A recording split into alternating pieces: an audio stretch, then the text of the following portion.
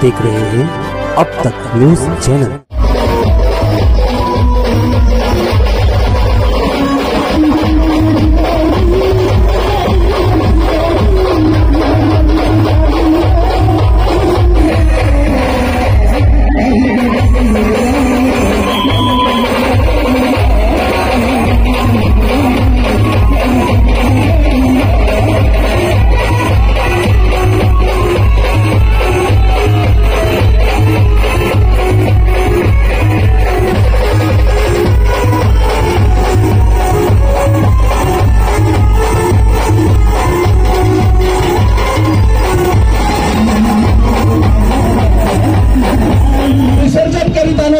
वर्षापासून आज त्या विसर्जनासाठी आपल्याला हक्काची जागा जी आज ज्या ठिकाणी आपण बसलेलो आहोत ती पावनभूमी ही मंत्री महोदयांची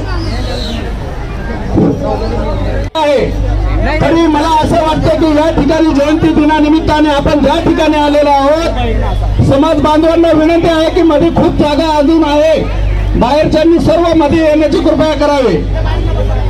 आपण ज्या ठिकाणी बसलेलो आहोत ती पावनभूमी मंत्री महोदयांच्या आशीर्वादाने आपल्याला लाभलेली आहे। कारण गेल्या 20 वर्षापासून ह्या संघर्षाची लढाई लढत असताना अनेक समस्या निर्माण झाल्या, परंतु आपली दिशा भरकटलेली होती आणि गेल्या 20 वर्षाचा संघर्ष माननीय मंत्री महोदयांनी आपल्याला एका वर्षात आपली अपेक्षा पूर्ण केलेली आहे। आणि या ठिकाणी मी सकल मातंग समाजाच्या वतीने आपल्या जिल्ह्याचे लाडके पालकमंत्री आणि जिल्ह्याचे पालकमंत्री पद असो नसो परंतु ह्या तालुक्याचे भाग्यवित होते आणि तालुक्याचे पालक असलेले मंत्री महोदय यांनी मार्गदर्शन करावे अशी या ठिकाणी मी त्यांना विनंती करेन। कृत्य सम्राट लोकशाहीर अण्णाभाऊ साठे साहेबांचा अरे आवाज येतोय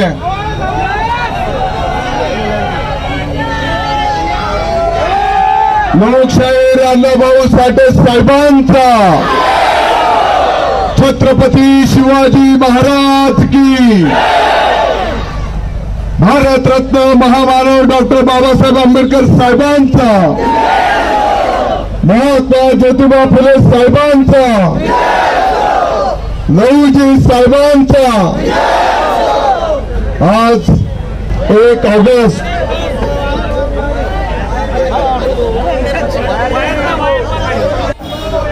अण्णाभाऊ साठे साहेबांची जयंती संपूर्ण महाराष्ट्रामध्ये अतिशय उत्साहपूर्ण वातावरणामध्ये साजरी केली जाते आहे। इथे येण्याच्या पूर्वी मी नाशिकला होतो आणि नाशिकलाही संपूर्ण नाशिक शहराने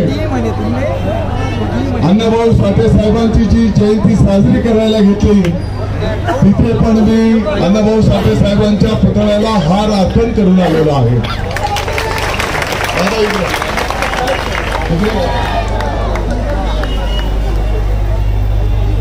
मला वाटतं की आपला महाराष्ट्र त्या काळी मुंबईसह संयुक्त महाराष्ट्र झाला पाहिजे म्हणून अण्णाभाऊ साठे साहेबांनी पोवाडे गायले, कविता लिहिल्या, लोकांचं प्रबोधन केलं, लोकांमध्ये जागृती निर्माण केली आणि अण्णाभाऊ साठे साहेबांच्या सारख्या महापुरुषांमुळेच आज मुंबईसह संपूर्ण महाराष्ट्र आपल्याला त्या ठिकाणी मिळालेला आहे।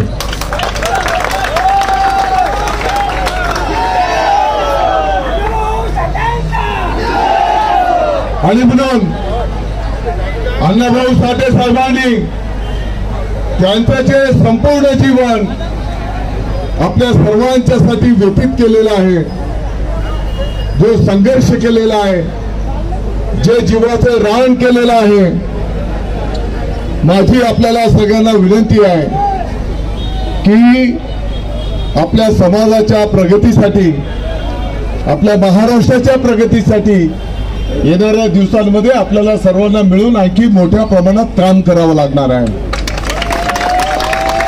आपल्या समाजाची प्रगती कशी होईल, आपली जे मुलं आहेत, ज्या मुली आहेत, ते चांगलं शिक्षण कसे घेतील, ते नोकरीला कसे लागतील, त्यांना रोजगार कसा मोठ्या प्रमाणात उपलब्ध होईल, ते लोकांच्या हाताला काम देणारे झाले पाहिजे, या दृष्टिकोनातून आपल्याला सगळ्यांना काम करावं लागणार आहे.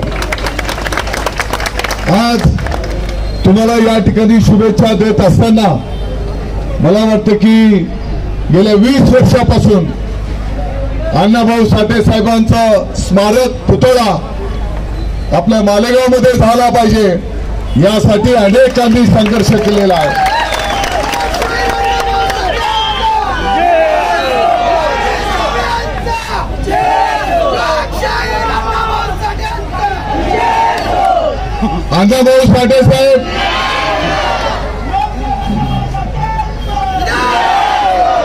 अण्णाभाऊ साठे साहेब काही एका विशिष्ट समाजापुरते नव्हते.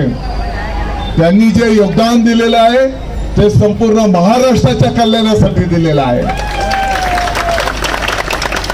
आणि म्हणून आपल्या सर्वांची जबाबदारी होती की मालेगावमध्ये सुद्धा एक चांगला स्मारक पुतळा अण्णाभाऊ साठे साहेबांचा झाला पाहिजे.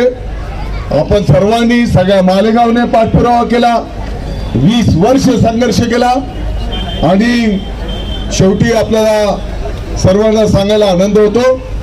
माननीय मुख्यमंत्री महोदय एकनाथजी शिंदे साहेब, उपमुख्यमंत्री माननीय देवेंद्रजी फडणवीस साहेब, माननीय अजितदादा पवार साहेब आणि ग्रामविकास मंत्री माननीय आमदार गिरीशजी महाजन साहेब यांचा मी आपल्या सर्वांच्या वतीने आभार मानतो. त्यांचं मी अभिनंदन करतो की त्यांनी आपली सर्वांच्या मागणीला समर्थन दिलं, नव्हे त्यांनी निर्णय केला आणि या जागेमध्ये साधारणतः 3,500 स्क्वेअर फूट जागा अण्णाभाऊ साठे साहेबांचा पुतळा आणि स्मारकाच्यासाठी दिलेली आहे.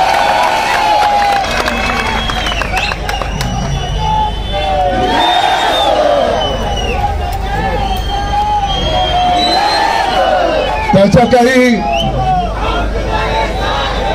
काही छोट्याशा, काही टेक्निकल गोष्टी, काही कायदेशीर गोष्टी थोड्याशा बाकी आहेत. एवढ्या महिनाभरात त्या सर्व पूर्तता आपण करू आणि पुढच्या वर्षाची अण्णाभाऊ साठे साहेबांची जयंती